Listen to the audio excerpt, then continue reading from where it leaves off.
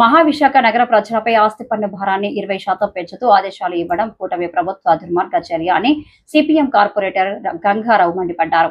Visakha mayor కు వినతి పత్రం అనంతరం ఆయన మీడియాతో మాట్లాడుతూ ఆస్తి మూల విలువలపై గత ప్రభుత్వం పన్ను విధిస్తే దాన్ని రద్దు చేస్తామని కూటమి చెప్పడంతో అధికారంలోకి వచ్చి ఏడాది తర్వాత భారం మరింత పెరిగి మోపడం ప్రజల్ని దోచుకోవడమే అని ఆగ్రహం వ్యక్తం చేశారు.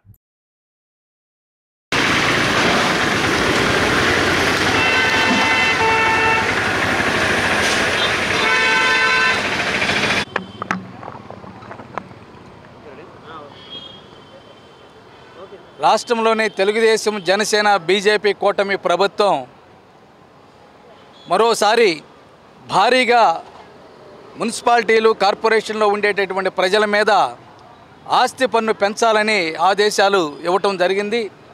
కనీసంగా ప్రతి ఇంటి దగ్గర నుండి 20% ఆస్తి పన్ను పెంచాలని ప్రతిపాదనలతోటి ఆదేశాలు ఇవ్వటం జరిగింది. ఈ చర్యను సిపిఎం పార్టీ తీవ్రంగా ఖండిస్తూ ఉన్నది. రాష్ట్ర వ్యాప్తంగా 463 కోట్ల రూపాయలు అదనంగా ఏడాది ఆస్తి పన్ను పెంచాలని నిర్ణయం తీసుకున్నారు.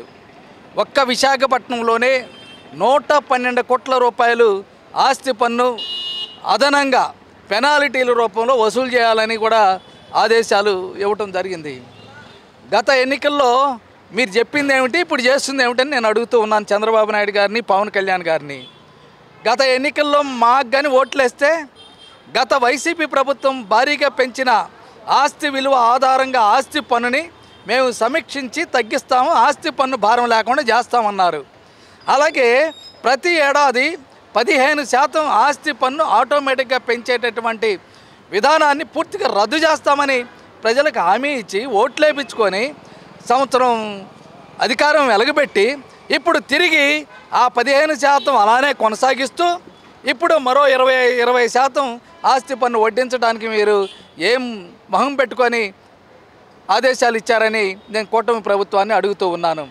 ఈ కొత్త ప్రతిపాదన వలన ప్రతి మున్సిపాలిటీలోనూ, ప్రతి కార్పొరేషన్లో కూడా, విశాఖపట్నంలో కూడా, విశాఖపట్నం మున్సిపల్ కార్పొరేషన్కి ఇక్కడ ఉండేటటువంటి పౌరులు వృత్తి పన్ను కడతారు. ఏడాదికి 60 కోట్లు వస్తుంది. అది చంద్రబాబు నాయుడు గారు తీసుకెళ్ళిపోయాడు రాష్ట్ర ఖజానాకి.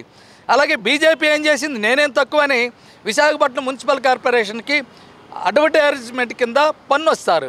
అది 60 కోట్ల రూపాయలు ఏడాదికి వస్తుంది. దాన్ని వాళ్ళు తీసుకెళ్ళిపోయారు జీఎస్టీలో కలిపేసి. అన్నిటితో పాటు ఈరోజు పెద్ద వాళ్ళందరికీ చంద్రబాబు నాయుడు గారు రాయితీలు ఇచ్చేస్తున్నారు ఆస్తి పన్ను. అదాని పోర్టు ఉంది విశాఖపట్నం, గంగవరం పోర్టు. ఆడ పేదవాడండి, పేదవాడా? అటువంటి పోర్టుకి ఏడాదికి ఆస్తి పన్ను 50 కోట్ల రూపాయలు కట్టాలి. దాన్ని ఆస్తి పన్ను మీరేం కట్టొద్దు అని రద్దు చేసేసారండి.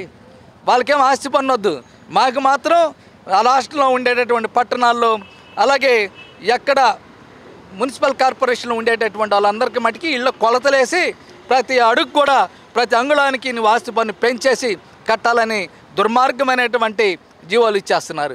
అంతేకాదు పెద్ద స్టార్ హోటల్ వాళ్ళకి ఇచ్చేస్తారంటే మినహాయిలు, పెద్ద కంపెనీల వాళ్ళకి ఆస్తి పన్ను, జిఎస్టీలు, రకరకాలైనటువంటి పన్నులు రాయితీలు ఇచ్చేసి ప్రజల మీద, దిగువ తరగతి, పేదవాళ్ళు, మధ్య తరగతి మీద మీరు వాతలు పెడతారా?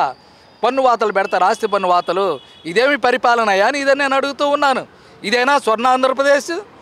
ఇదేనా విశాఖపట్నాన్ని ఆర్థిక రాజధానిగా చేయటం అంటే? ఆస్తి పన్ను, నీటి పన్ను, బిల్డింగ్ ప్లాన్లు, అలాగే ట్రేడ్ లైసెన్స్ ఫీజులు రకరకాలైన ఎడాపడిగా పెంచేసి విశాఖపట్నాన్ని సుందరంగా చేస్తారంటే ఇదేనా?